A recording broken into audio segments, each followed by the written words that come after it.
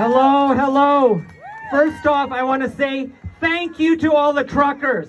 Thank you very much. Because this has to start from the ground up. No changing leaders, no changing figureheads is going to fix this. This is change from the bottom up. So thank you. Thank you, Truckers of Canada, because you're leading the world. So I'm very grateful. And we have another special guest of honor here. A fugitive.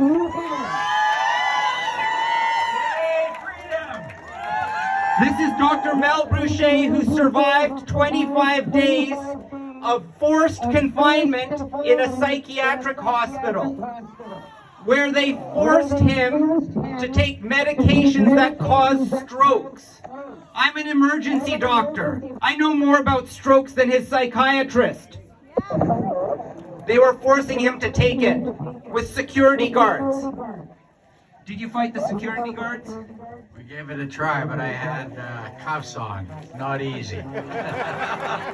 Why don't you say a few words, Mel? I will.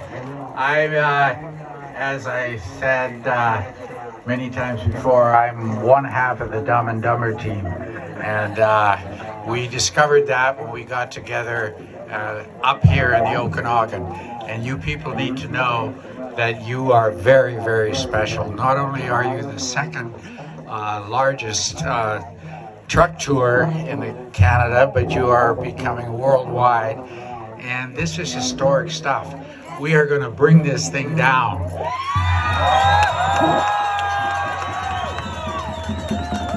Mel, you have 2 warrants for your arrest. What do you think about that?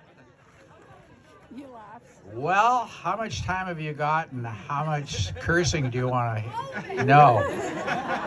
I tell you what, it's a lot freer being out here, able to speak about that stretch. It was painful to say the least. It was degrading, it was humiliating, it was a total disaster, but there was so much good came out of that I can't, it would take me hours to recite it, so I'm not going to do that right now. But the bottom line is that you have brought us together. This is all about unity. This is all about we, and our we is growing in leaps and bounds.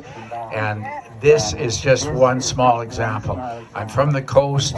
I started practicing in Lionsgate Hospital in May of '70.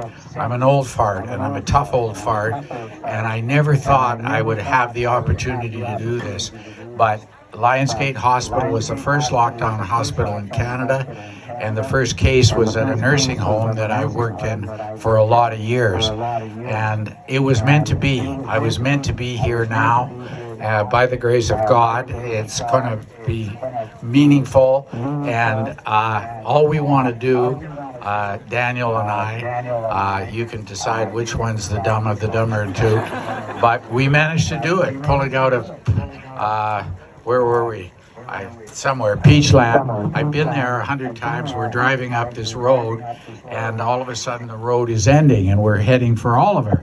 And it's a gravel road, and I thought, when you come out of that restaurant and you go up that road, you don't go on a gravel road, you get back on the highway.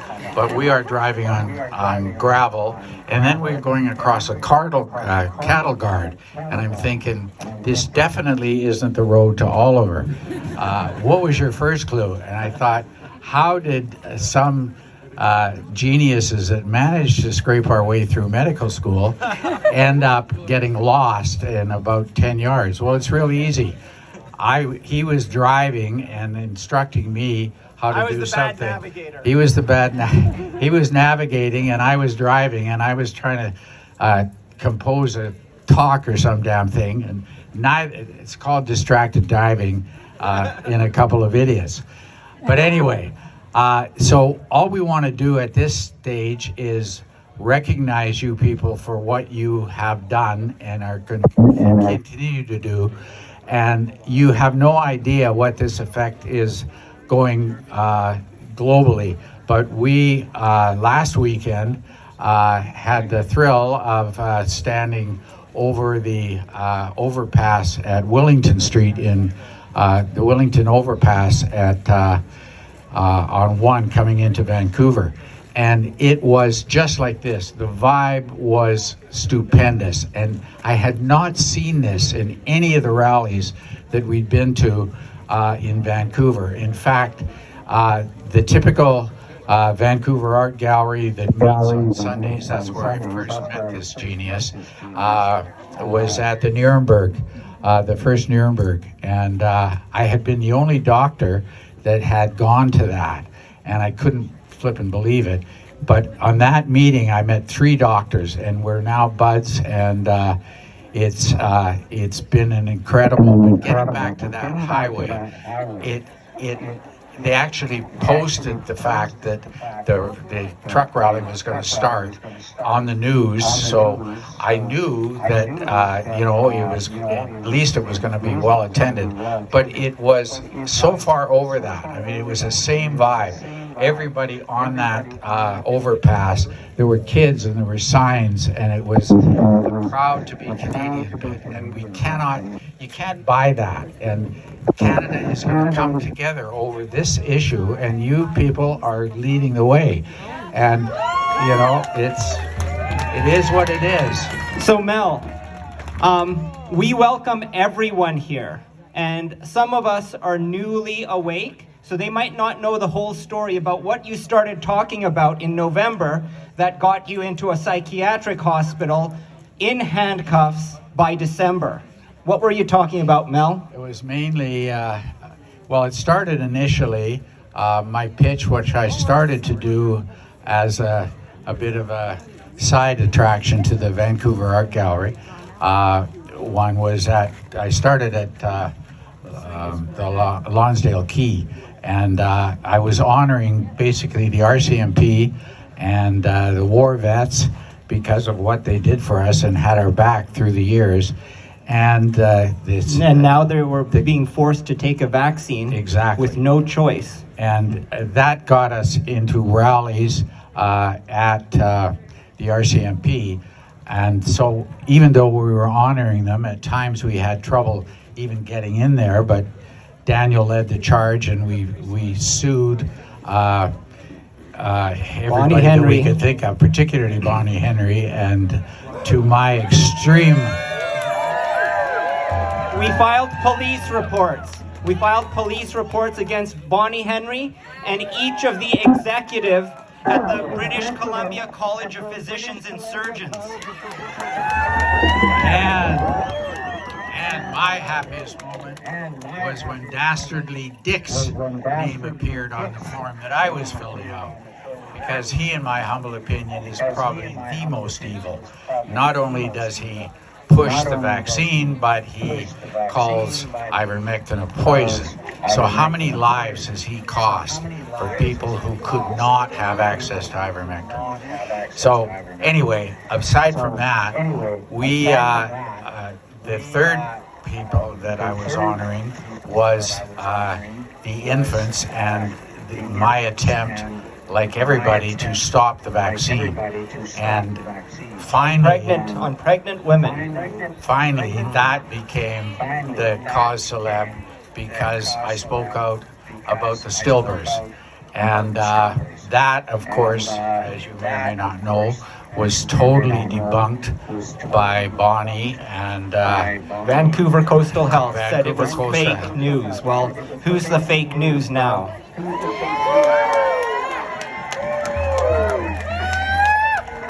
But I think what we have to do, and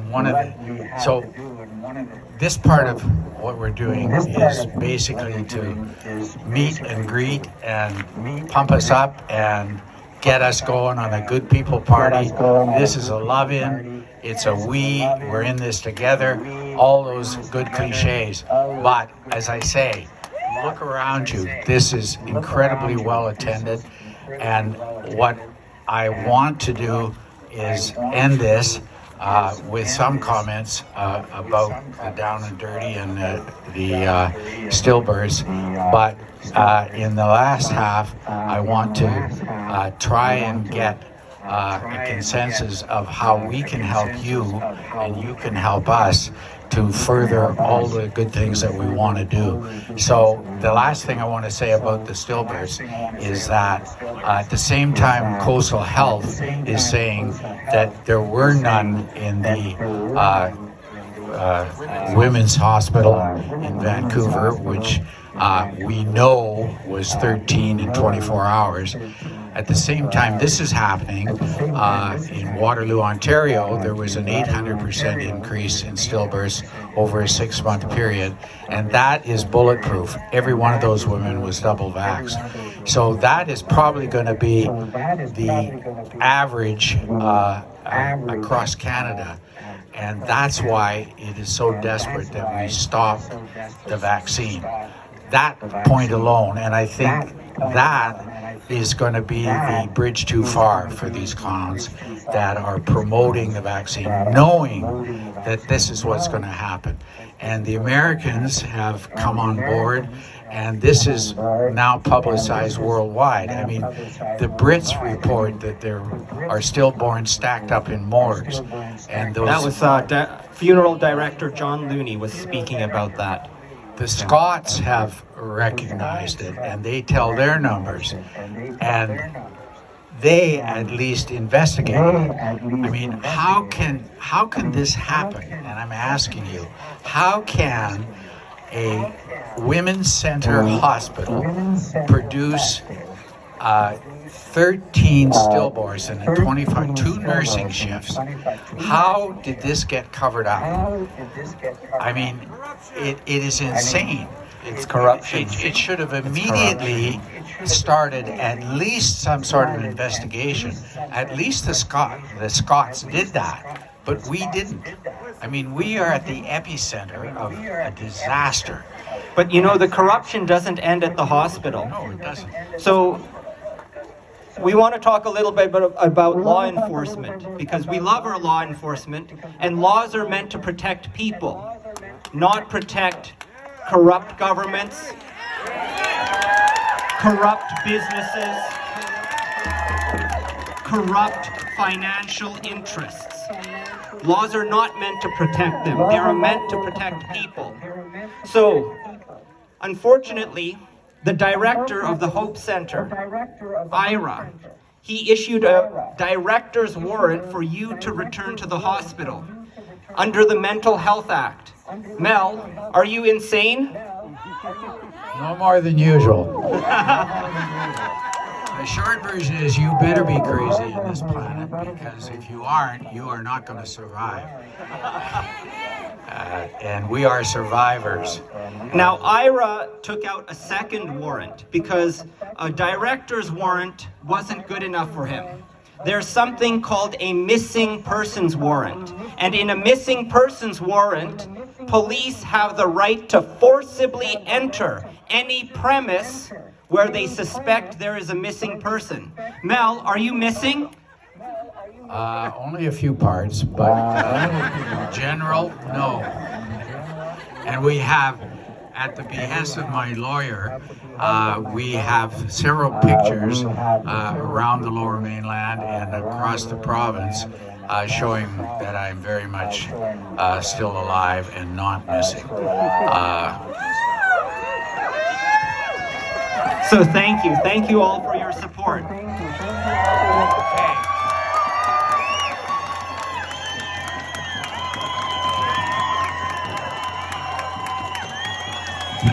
The good news is that we finished the first part. The bad news is we're going to come back and we're going to give you a bit of a plan, like I suggested, that how we can make this better and how we can focus on specific targets to bring this down as fast as possible and as painless as possible. It's a big job, but it's doable. And with this kind of energy and this kind of a group, this will go viral. Thank you very much. Thank you very much.